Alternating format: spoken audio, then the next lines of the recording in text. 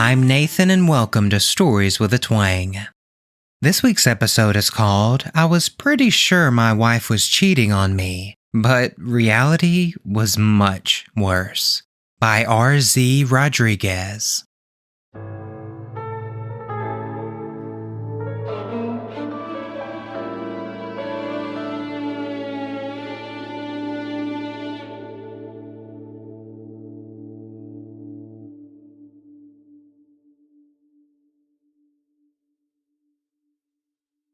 My suspicions of infidelity first started when Steph was spending way too much time on her phone.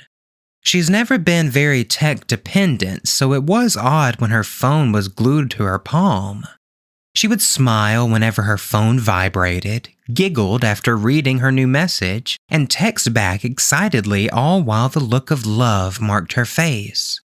I recognized that look all too well. It was the look she'd had for me all those years ago when we first started dating.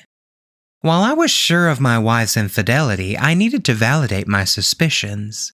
I snuck up behind her and watched as her fingers danced across the keypad, but when the chat log came into view, my heart dropped.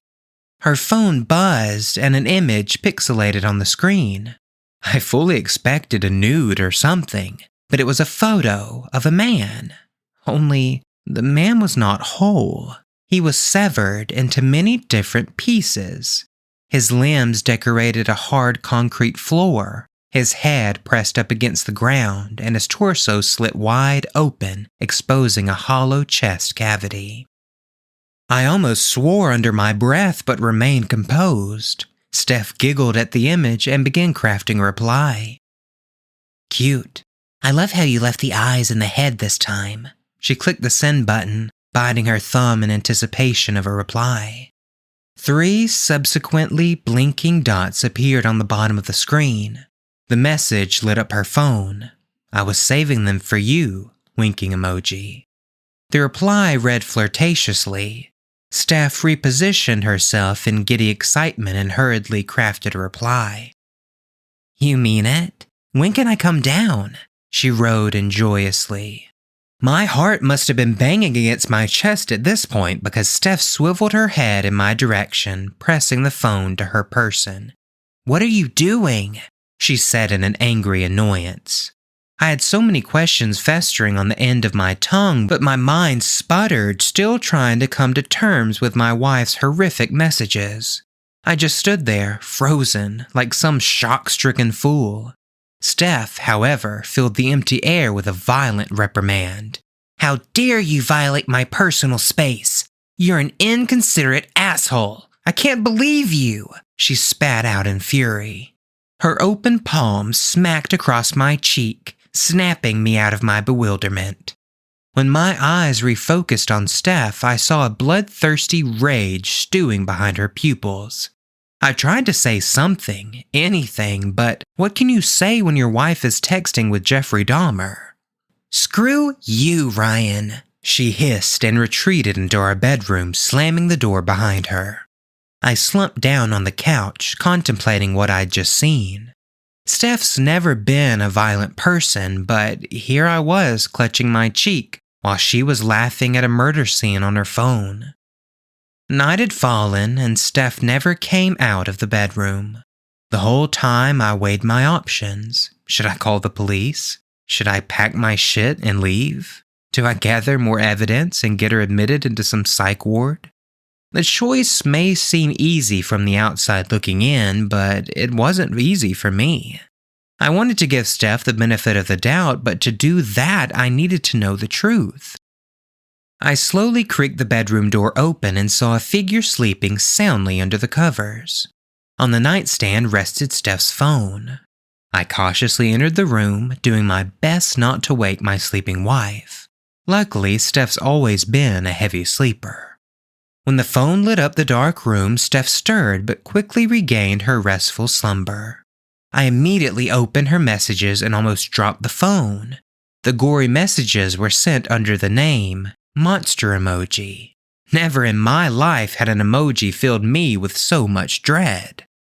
I needed to know who this monster was, so I texted from Steph's phone hoping to get a reply. "Who is this?" my message said. I clicked the send button, gripping the phone with a newfound determination. I know. Not a very inventive message to send when trying to get information out of your wife's lover, but what can I say? I was in a delusional state. Anyone would be if they found themselves in such a situation. Not a second later, the phone buzzed. "Who is this?" the new message read. The person on the other line seemed to be mocking me, but that thought was swallowed when I noticed the number directly under the demon emoji. The messages were coming directly from Steph's phone. She was messaging herself. I replayed the memory from earlier in the day and vividly remember the 3 subsequently blinking dots at the bottom of the screen as someone else crafted a message from the other end.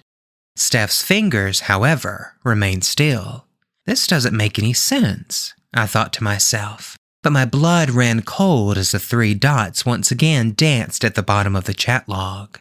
The phone buzzed and a sentence appeared on the screen. "Are you scared?" "What the hell?" I said as a cold chill ran down my spine. Suddenly, the figure under the covers began flailing wildly. The quick movement startled me so much that it made me drop the phone, and the device tumbled under the bed. "Steph?" I called out apprehensively at the figure under the sheets, but there was no response, only more frantic thrashing. "Honey, are you okay?" I said with a quivering lip. I grasped the edge of the blanket and yanked it off my wife, but when the figure came into view, Steph was nowhere to be found, but a familiar face did greet me with a smile. It was a fragmented man from the gory images on Steph's phone. The severed limbs moved around disgruntlingly, the torso was just as empty, and the head smiled from ear to ear, almost thankful for its sorry state. "What is this?" The only words that came to mind. Out of nowhere, a demonic cackle came from the underside of my bed. Witchy and demented, the laugh caused my skin to break out in goosebumps. I instantly took a step back, but a hand darted out from under the bed frame and grasped my ankle. In the dark, the hand looked gnarled, but I noticed a familiar wedding ring on one of the fingers. Steph's head crest from the darkness and her eyes twisted upward in my direction. "I told you to mind your own business," she said in a screechy, gritted tone. She bared her teeth, which were now filed down to a point. With her shark-like smile, she cut into the flesh of my leg. I winced in pain. Instinct took over and I kicked her in the face. Steph retreated under the bed. Her witchy laugh regained its full voice. "You shouldn't have done that," she said in a twisted tone. "Steph, what's going on?" I said, desperate for answers. Steph didn't answer my question and only returned a statement that made my confusion grow. "He's coming for you," she said in an icy monotone voice. "Who's coming? Steph, talk to me," I begged. Suddenly, the severed man on the bed re-entered my thoughts. I panned my gaze back over to the fragmented figure to find its head now on its side, looking directly at me. His eerie smile was just as wide, his limbs just as mangled. Despite his appearance, the man didn't seem like a threat. One of his severed arms began to lift itself off the bed, index finger extended, pointing to the bedroom door. My heart dropped to the pit of my stomach as the floorboards creaked in that direction. A tall, goat-like figure now stood in the doorway. Its legs were furry and hooved, its torso strangely human and its hands monstrously clawed. But I knew its face. Its face matched the demon emoji on my wife's phone, though the creature before me was less cartoony and more gut-wrenching. I started to hyperventilate and back away till my rear met the wall behind me. A grin inched across the creature's face.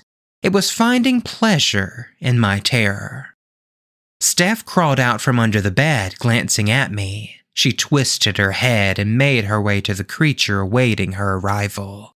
There was a glimmer of lust in the beast's blackened eyes as Steph crawled over with animalistic dexterity. When she reached its legs, she wrapped herself around one of them, caressing it as if it were her saving grace. The creature returned his gaze to me and gave a chuckle that tipped off the octave scale. He reached 2 hands to my wife's face and pulled her up by the underside of her chin. Without breaking its connection with me, it parted my wife's lips with a slimy kiss. Its forked tongue worked its way down Steph's throat, and a lump was clearly visible from the outside of her neck as it probed deep into her chest cavity. As it came back out, the smacking of saliva filled the air, and tendrils of spit clung to Steph's face. With the same love-filled stare she'd been giving her phone, she gazed into the monster's eyes. "You're such a tease," she giggled as she caressed the beast's cheek. Through a strange tongue and in a deep voice, the monster ignored Steph and spoke directly at me. "Ego tecum agam postera." When the creature saw that I didn't understand, it turned to Steph, expecting her to translate. Steph rolled her eyes but relented. "He says he'll be back for you." She gave me a dismissive glance and returned her eyes to the monster. The beast grinned and flung my wife over his shoulder. Steph giggled in excitement and they both disappeared into the dark hallway. I was left there, in shock, but as the shock began to melt away, I felt the overwhelming need to cry. Tears streamed down my face, but I was unsure what emotion I was feeling. Was it fear or sadness? I didn't know. I had almost forgotten about the severed man on my bed, but my attention quickly returned to him as his mangled body began seizing. I watched as the man's eyes rolled to the back of his head and foam spilled out of his mouth. As fast as it all started, the man was still. I cautiously approached, expecting the man to lunge as I neared, but as I looked at his face, the color had drained from his head. I was sure he wasn't coming back this time. Morning came, and I was still in my bedroom, afraid to leave in fear of the beast coming for me. But eventually, I gained the courage and searched the house. Everything seemed normal for the most part, except for one thing. In all of our photos that decorated the house, Steph had disappeared. It was only me. I checked her closet and everything was missing. Her contact on my phone had even vanished. The more I searched, the more I realized Steph's existence had been wiped from reality. But the one thing I wished had disappeared still lay in my bed, the severed man. I thought about calling the police, but how was I supposed to explain a chopped up body in my bedroom? Was I supposed to blame it on my wife, who seemed to no longer exist? Would I tell them that a devilish monster was their true suspect? No one would believe me. I decided to wrap him up in a rug and bury him in the backyard. When he was planted in the soil, I placed a little tree on top of the grave, hoping it would dissuade anyone from digging there. As impossible as it seems, I tried to forget about the whole ordeal. I guess it was a trauma response, trying to deny that it had happened at all, but earlier this morning I received a message from an unknown number that shoved the bad memories back into my throat. "I'll be there soon, demon emoji," the message said. I'm on edge all the time now. Every strange sound causes me to panic. I'm scared to check any message that comes into my phone. I've been hearing the clattering of hooved feet on my floorboards. It's toying with me. I know it. I need help. I'm scared shitless. What the hell do I do?